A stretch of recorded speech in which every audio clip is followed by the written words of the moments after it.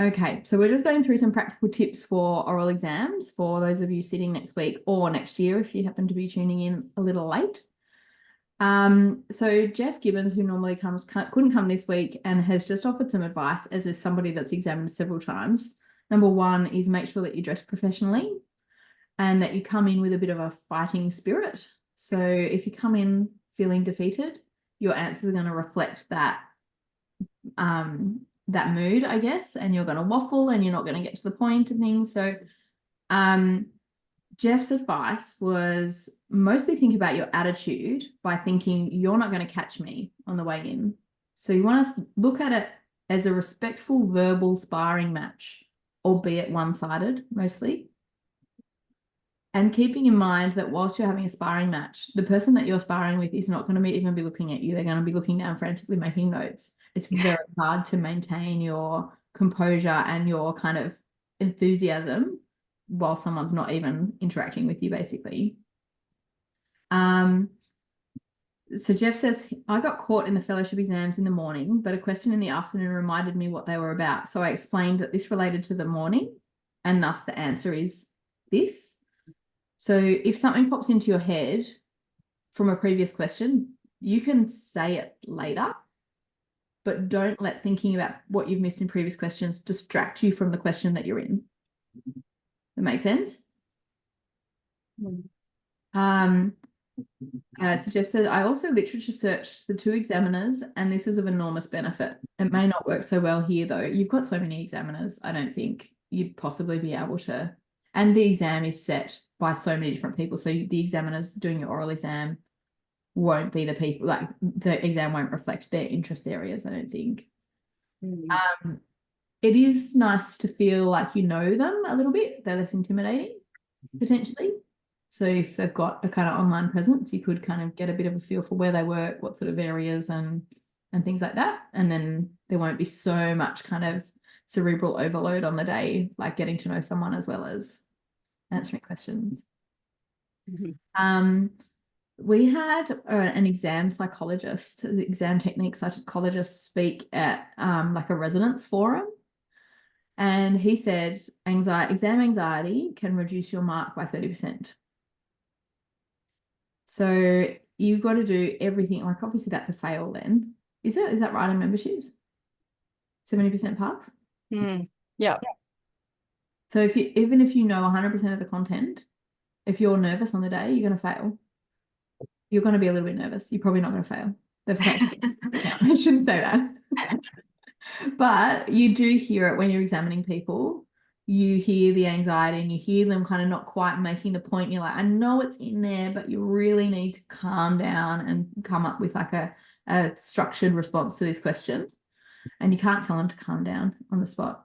So it's up to you guys to go in feeling composed, strong, calm if you can. And the exam psychologist's advice was similar to Geoff's. Go in with a fighting spirit. Look in the mirror. Physically, his advice was physically look in the mirror and flex your muscles. Like it like physiologically changes your attitude and you feel like an idiot, but it's actually so good for you. I did that before all of my fellowship exams. Privately, and now I've shared it with all of you. But it really does change your mindset, feeling a little bit more ferocious going in, and the exam will go faster, and you'll still run out of puff at the end and feel like crying probably. The person that I examined with on the weekend, last weekend, cried 4 times in his oral exam. Oh. It's the most delightful, man. Finally have time to cry after the exam's over. The exam, yes, it's time after the exam. You keep having to excuse yourself. No need to study anymore. No. And a nap and a drink. Yeah, if you can hold it together and not cry throughout your exam, you're doing better than most people. But it's really important to use all those measures that I've talked about to make sure you're going in, giving yourself a fighting chance. It's a very intimidating, awful experience, but it's also got to serve a purpose. All right. So is there anything particular, any questions or anything particular you want me to cover before we launch into questions? I just had one question again about the exam. Mm. How clear does your room have to be? Like if I've got books or like posters on the walls and things like that. Mm. Like, I actually don't know because I'm only examining in person.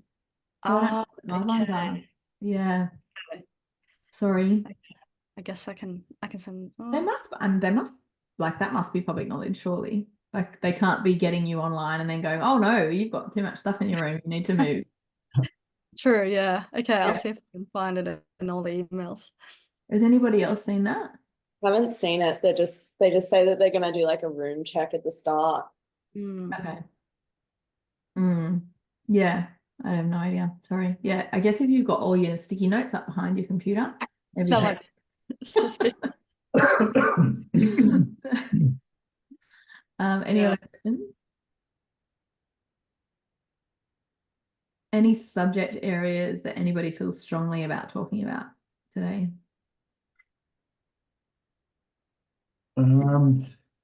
Neuro and like anything neoplasia could be good to go over, maybe. Yeah, okay. Some cat stuff. I feel like I really suck at cats. Yeah. Cats. Oh, how annoying a cat. Don't stay in my brain. Yeah. Okay, let me have a think Someone about. else has said in the chat ECGs. Oh yeah, that would be good. Oh, okay. Yeah. Has anybody got there's like a small animal cardiology website that does like ECG quizzes. Oh no. It's pretty cool. It was definitely a thing 8 years ago. 8 years ago. The problem is it's for cardiologists, and sometimes you get one that you're like, oh, I have no idea what's going on, and it's kind of intimidating. But yeah, small animal cardiology. It's the guy who wrote the textbook, Sisson and Fox or something. I don't know. Anyway, he runs it. It's out of Davis Uni. But if you like Google cardiology Davis ECG quizzes, that's a really good resource. It's just a different way of studying as well, like rather than reading out of a book. So let me just have a quick look at what questions I've got, and we might jump around a little bit to cover some neuro and neoplasia and cats. All right, that's okay, we're going to start with a cat question.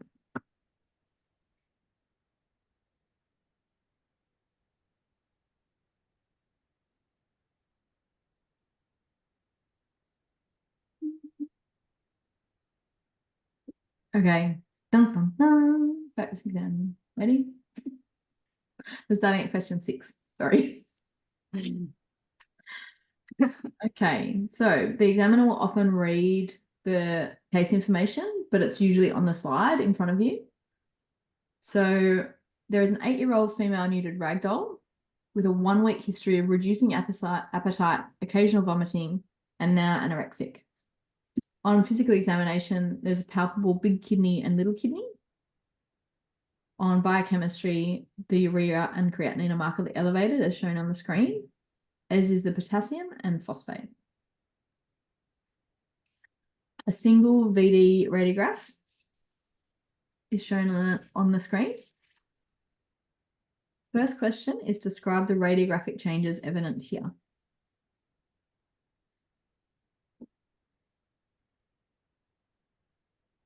You got to say your name if you want to answer.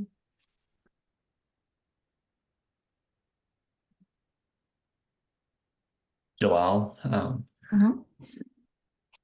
There's a very large soft tissue opacity in the right abdominal cavity, in the region of the kidney.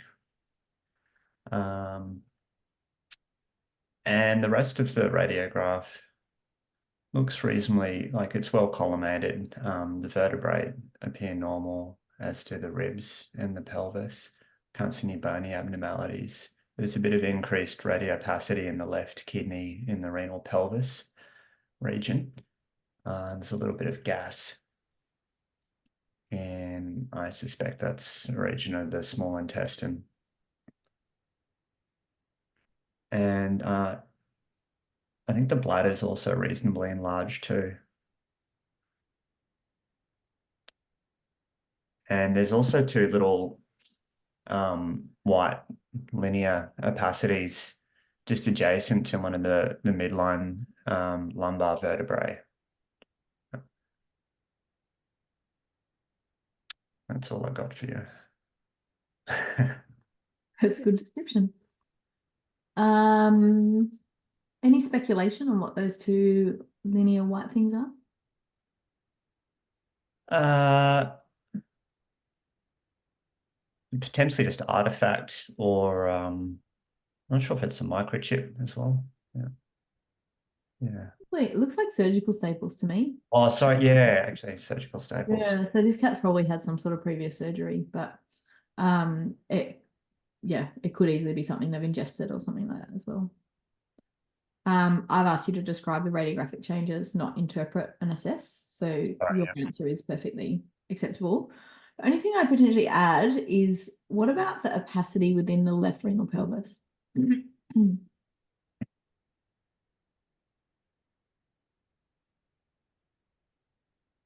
Just commenting a bit more on it, you mean? Like, Yeah, is that appropriate? Opacity, is that normal?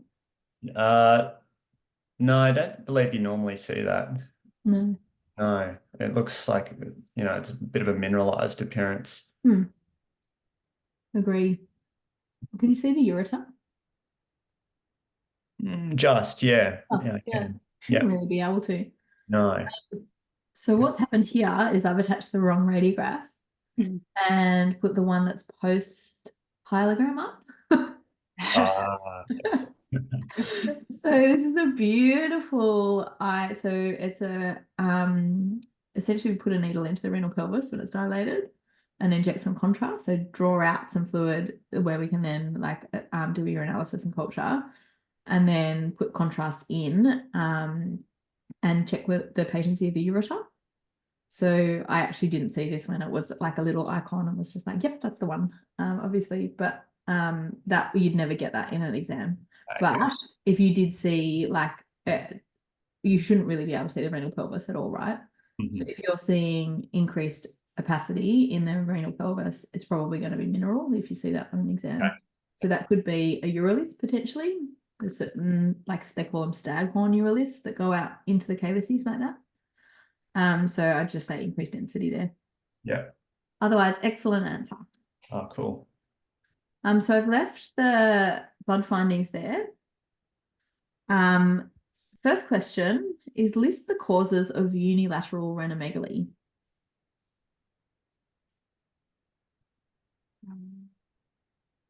Can do it. So it could be an obstructive cause, so like a ureterolith would be the most common example of that. Otherwise, some sort of extraluminal obstruction, ligation of the ureter at surgery. Looks like this cat's had previous surgery, so that could be possible. Otherwise, congenital abnormality, hydronephrosis, which is usually secondary to obstruction as well, neoplasia, either primary neoplasia or secondary neoplasia like a lymphoma, trauma, hematoma, perinephric pseudocyst. I think that's most of what I can think of. If it's truly enlarged on one side versus just normal size and the other side is atrophied. Yeah, I guess a vascular insult, like if the thromboembolism in the vein, in the renal vein, then you can get congestion in the kidney and then it would become enlarged.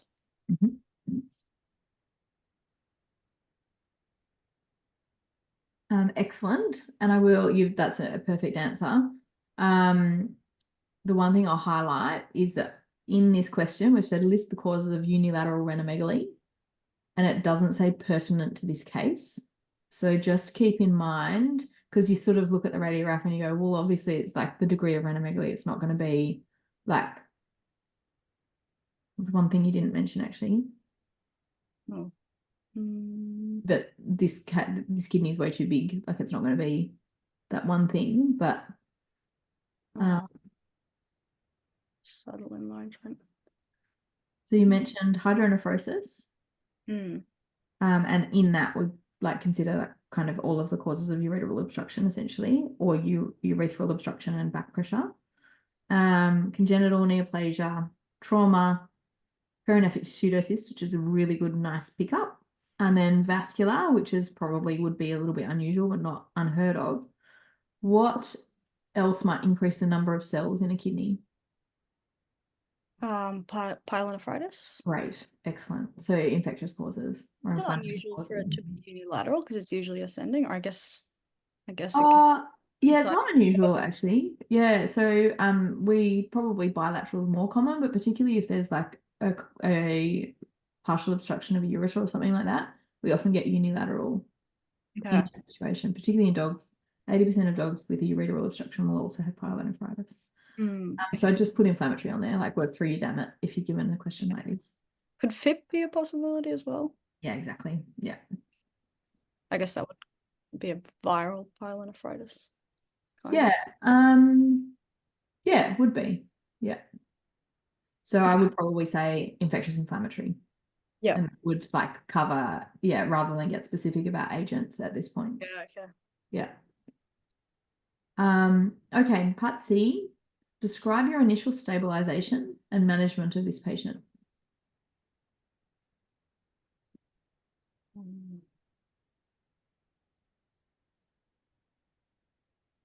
Did I keep going, or does anyone else want to go? Who was it that wanted to do cats? That was me. Sorry, you're up. I just feel bad because I've already done this question previously, so. You have done this one? Yeah. Last year? I think I found like a recorded episode from 2021 or something. Aha, sorry. I'm being quiet because I'm like, oh, I've already done this. I don't want to like feel it Okay. from someone that I'm hasn't. officially the biggest fan. Oh no. Oh dear, you're not going to have a very informative session then. That's so good. That's so good. I did them a while ago, but I was like, I can kind of remember this. So excellent. All right. Why don't you do it, Samantha? That's fine. Cool. Have we actually performed a physical exam on this cat? Because there wasn't much comments. I'm just wondering what the heart rate is. Good question. Heart rate is 120. Easy. So we're just looking at our initial stabilization and management of this patient. I definitely place an IV catheter in this cat if we haven't already done so. I want to start this cat on fluids, but I'd be very cautious with my fluid rate because we've got such a large kidney, and on the x-ray it does look like the bladder's quite large, so I'd want to check that we can actually express that bladder. If we can't, I'd still be cautious with that fluid rate to begin with. There's no a significant bradycardia based on physical exam. It's a bit slower than I'd like, but it seems to be coping. I'd certainly place an ECG on this cat, and if there's an arrhythmia, I'd be looking at doing dextrose or insulin, or if neither of those are available or we want to get straight into surgery, then I'd be looking at doing calcium gluconate to correct that hyperkalemia and protect the heart. I would definitely give this patient some pain relief. I'm sure they're not very comfortable with that large kidney there. So something like buprenorphine, if it's going to be a while until surgery, if we're going into surgery very soon, I'd probably be looking at something more short acting like fentanyl. Interrupt my notes for them. About pain relief. There's been vomiting, so I'd administer an antiemetic prior to any surgery, and regardless, I'd administer it probably straight away as soon as it's got the IV in, so something like your meropitant. And this cat really needs that kidney unobstructed, so start doing something like a sub. But I would be concerned about the other kidneys function as well, because we have got such a severe azotemia present. It would certainly be a discussion with the owner about long-term prognosis, given we seem to have kidney disease in the unaffected kidney. given that azotemia. Mm-hmm. The fluids should help with the hypophosphatemia, with diuresis. But yeah, I think the biggest thing is getting this cat's kidney unobstructed, which is our main concern, and stabilizing with pain relief and fluids and calcium gluconate if we don't have time to use dextrose and insulin before we go to surgery to make sure the heart's protected. Yeah, that's initially. I've got 2 questions for you. So obviously you know the answer. So you've Well, I sort did it like 3 weeks ago, so yeah. I wouldn't say know that well. So I think it's very reasonable to say the most likely thing is that the kidney's obstructed, but we don't have that information yet because we haven't done an ultrasound. So we could still have a neoplasia in that kidney. So like your answer is perfect if we'd established that there was a ureteral obstruction. You mentioned an arrhythmia on ECG. What sort of arrhythmia are you looking for? So you'd be looking for a bradycardia associated with the hypokalemia. Mm-hmm. The T wave becomes more peaked with the increased vitamin K, and we start to lose our P waves. Mm-hmm. I said vitamin K. Kalemia. Excellent. Apparently there's a particular name for that, but I couldn't find it when I was Googling it the other day. The arrhythmia or? Yeah. So I don't know if it's actually an arrhythmia. So that's what flagged with me. So it's bradycardia, but they're usually still sinus. Yeah. So it's a like slow sinus, but it's still a regular rhythm and therefore not an arrhythmia. Yeah. So I would like just in your answer, ECG is a perfect thing to do. And if you know that what you're looking for is changes in T and P wave appearance, I'd say that rather than arrhythmia if you're in that situation. But perfect. You got all the marks like pain relief, antiemetic, fluids, monitoring for urine production and things like that. Can anyone think of anything else?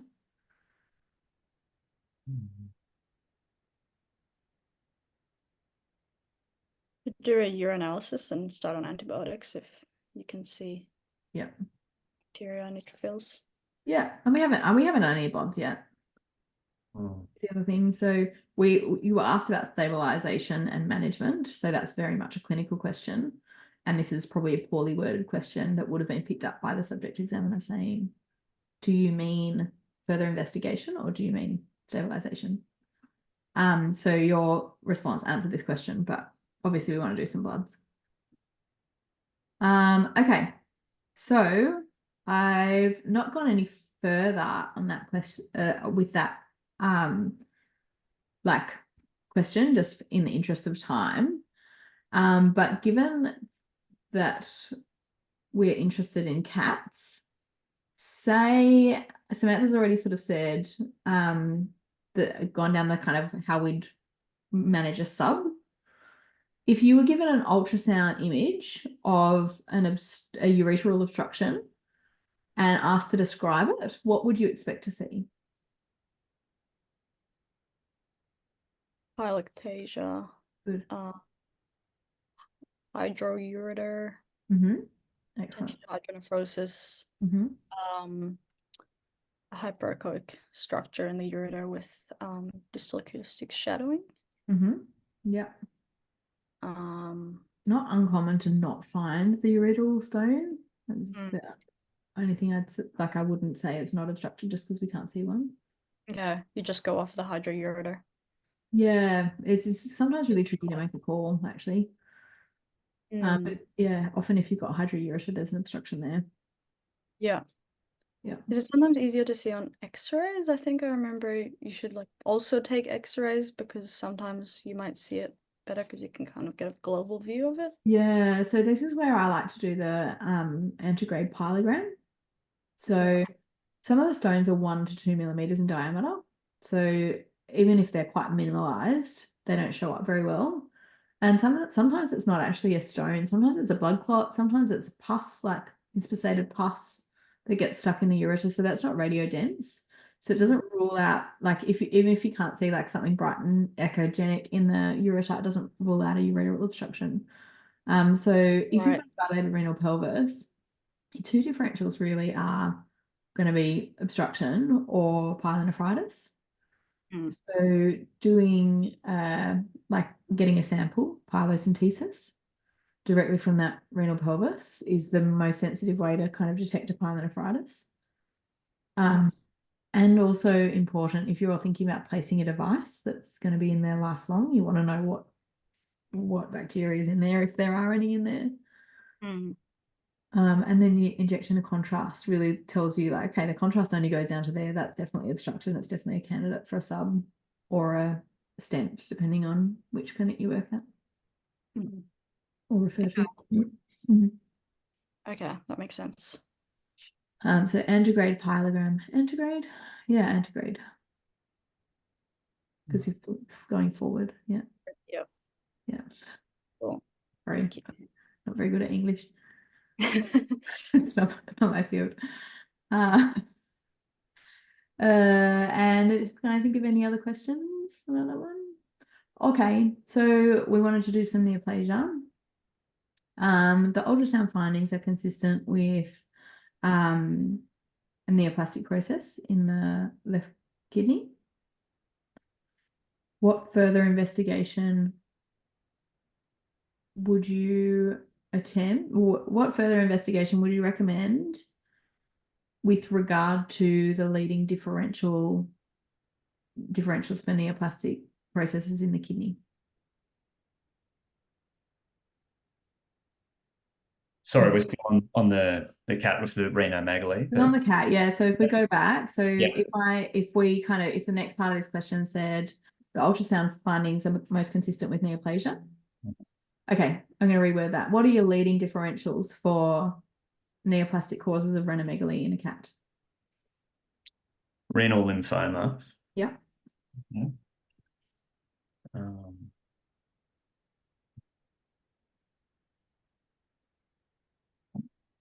Renal carcinoma. Good. Can you get a leiomyosarcoma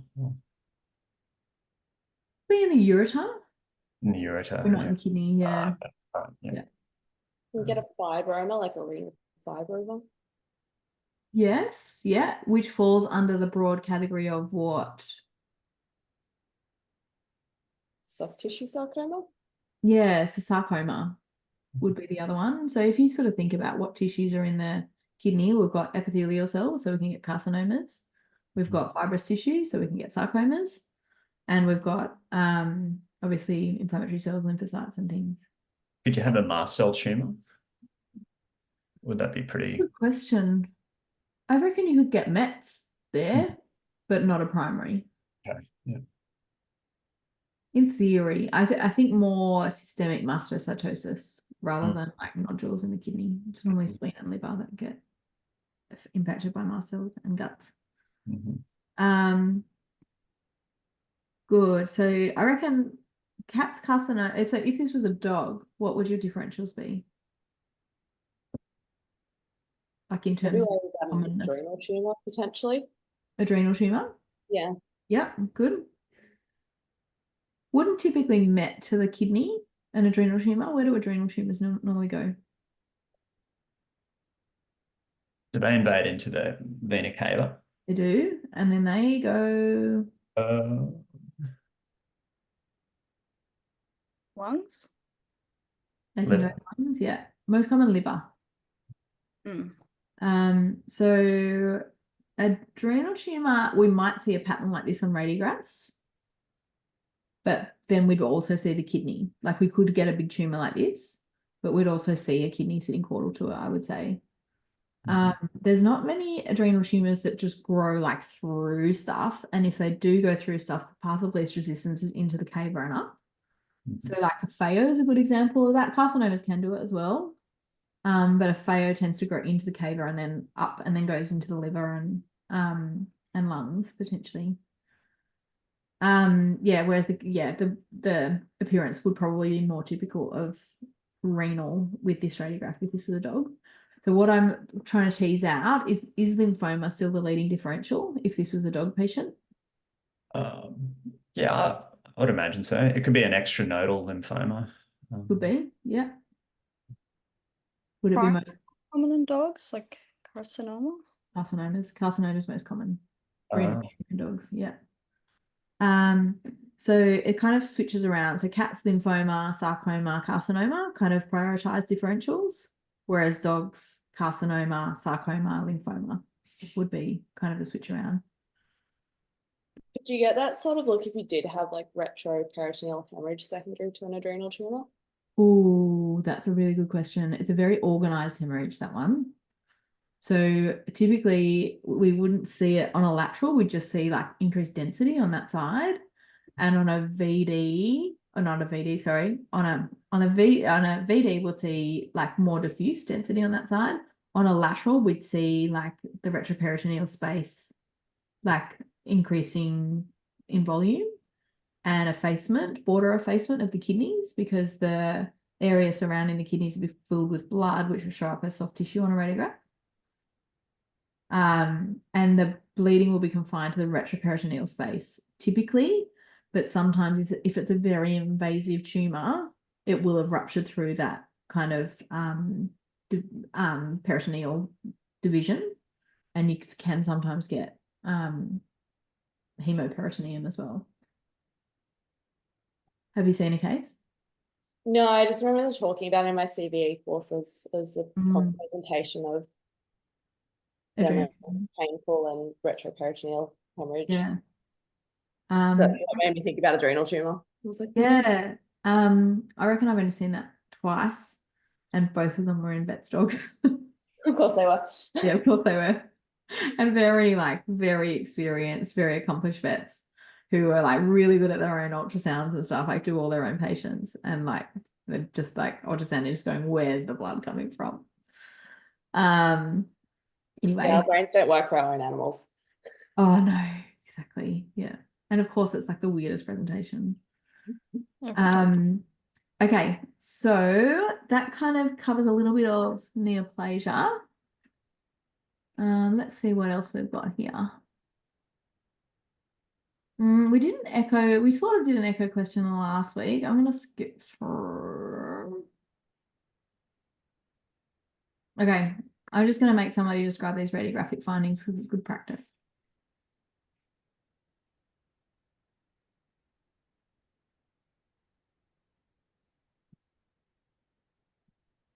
No volunteers.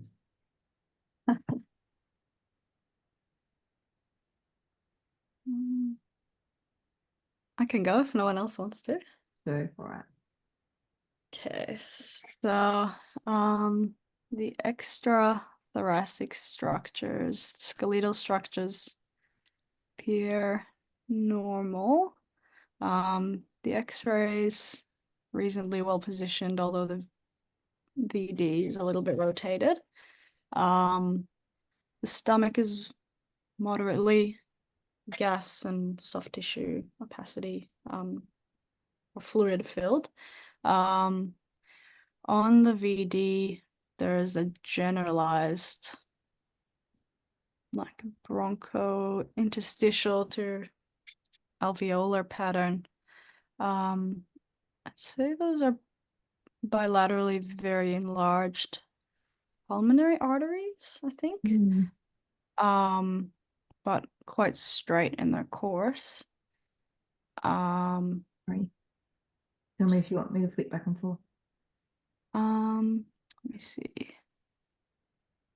The mediastinum is slightly widened.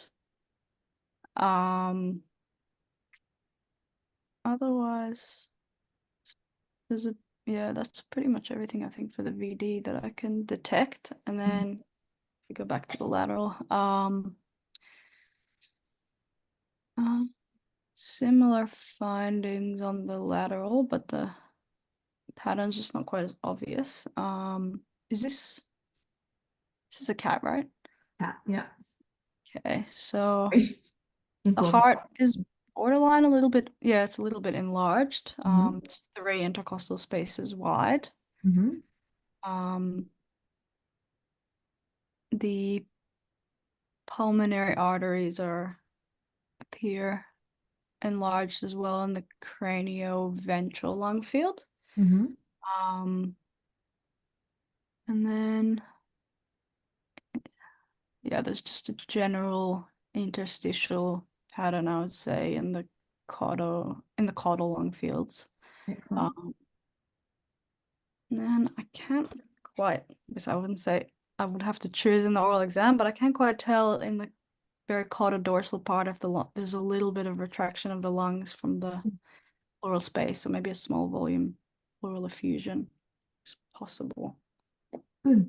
And I don't think you need to be definitive. Like if there's like, you know, like leafing of the lung lobes and stuff like that, I'd say there's a pleural effusion. But what you said is exactly like perfect. I wouldn't rule out a small volume pleural effusion, particularly in a caudal lung field.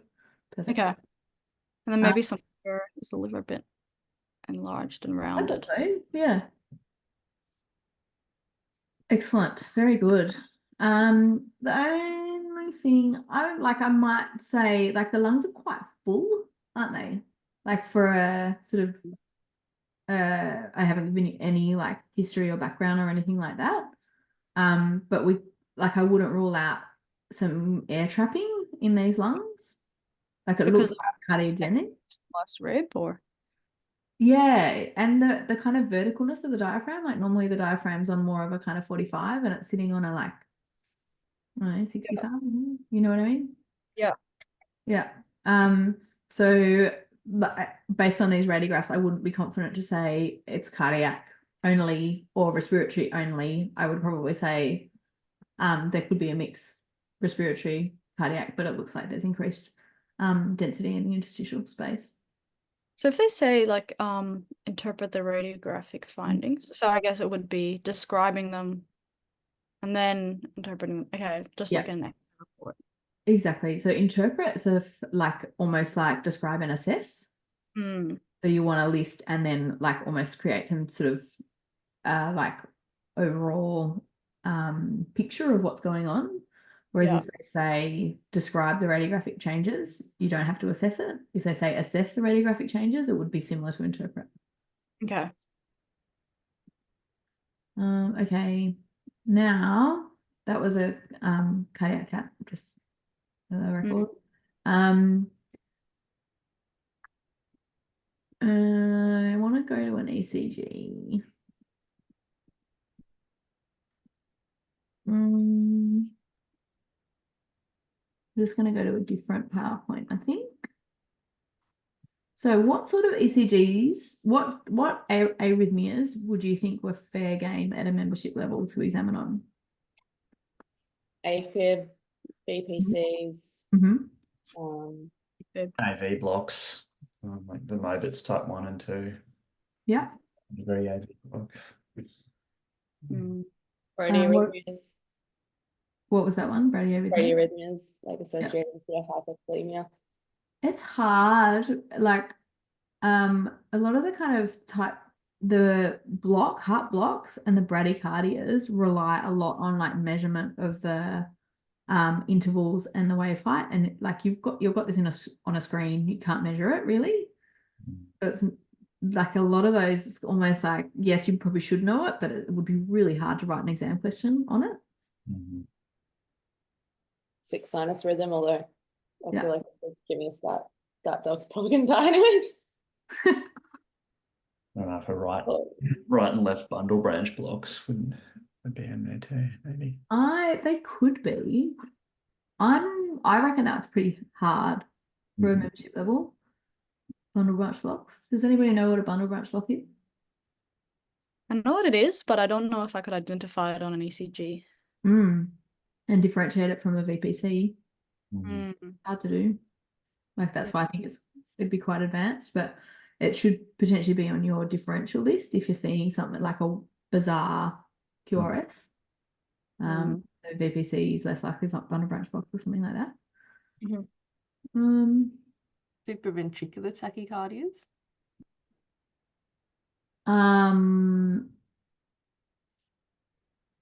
Yes, potentially. I again think that's pretty advanced. And then like at a fellowship level, I'd like want people to be able to tell me what they're going to do about it, because it is an emergency that you might get presented with. But at a membership level, like I'm not sure where I'd go with that question. If I flashed up an ECG of a supraventricular tachycardia, I'm not going to say what antiarrhythmics are you going to use, because I'd refer to a cardiologist. Would you say that's like similar sort of level as what you'd expect? Just for context, Aileen's just done a medicine internship with somebody that's very cardiology heavy. So don't be scared. I think it's good to know. It's good to know sort of what they would potentially ask. Yeah. So I reckon atrial fibrillation VPCs a fair game, and when you need to worry about VPCs. So can anybody tell me, you've got an 8-year-old boxer who presents with acute onset collapse. By the time it gets to the clinic, it's walking again, but mucous membranes are a little bit pale, and there's an irregular arrhythmia and pulse deficits on examination. You perform an ECG, and what is your leading differential? Firstly, what is your leading differential for the arrhythmia in this boxer? Arrhythmogenic right ventricular cardiomyopathy. Excellent. You perform an ECG. What are your markers for this patient requiring intervention urgently? Heart rate more than 180. Good. R on T phenomenon. Very good. Did you just do an internship too? No, I just remember what it said in my notes, not necessarily how to Nice. apply it, but Yeah. Is it if there's more than 1,000 VPCs in a 24-hour period? Excellent. Yeah. Isn't it over 3 in a row as well? Or like they're not individual, they're continuous? Good runs. Yeah. So runs of continuous ones, so greater than 3 in a row. If they have like hemodynamic abnormalities, if they've got like a low blood pressure. Good. Very good. Either way, if they've come in and they have a history of collapse, you treat it, right? It's just a question of, do you have to treat it as an emergency or not? Is that right? Yeah.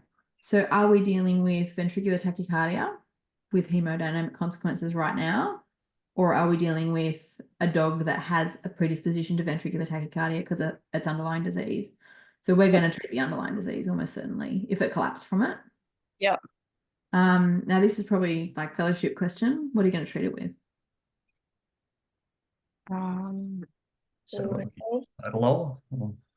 That's my preference. There are other options. Like there was not one right answer to this question. Xylitine or something like that. Yeah, good. I can only remember, I can never say it, solitolo. Sotalol. I'm so bad at saying words. We had one when I was a new grad that we hold to monitor. Oh yeah, cool. Them up like 5 years. Yeah. Okay, so rather than me going through a question in depth, because I think you guys have got like you know how to make a problem list and stuff. I don't want to waste your time. There's just a question in the chat that I picked up that came up. Should we know the classes and examples of antiarrhythmics? Not an oral. Are you talking about for next year? It's not me that asked. I'm not sure. No, I'm asking Nicola. or with them in oral? Just for oral. Yeah. No, I don't think so. I would never ever ask like describe the mechanism of action of mexiletine in an oral. That's for a written for sure, but not for an oral.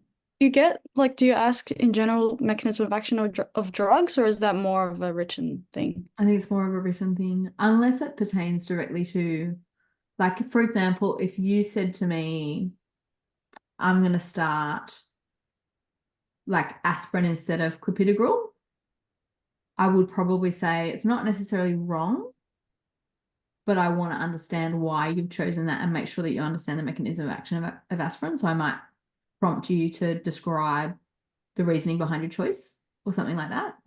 But I wouldn't say describe the mechanism of action, draw a diagram or anything like that. Yeah. Yeah. Okay, thank you. No worries.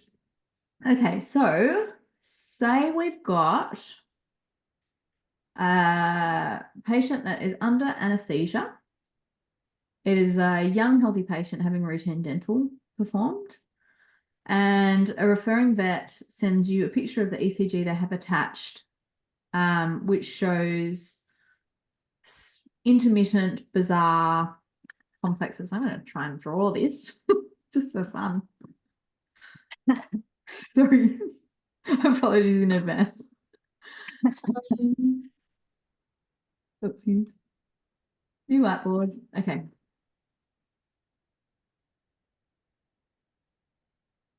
Okay. So I'm just going to go freehand. So the patient has several normal beats. This is what a normal beat looks like in my land. And then it gets one that goes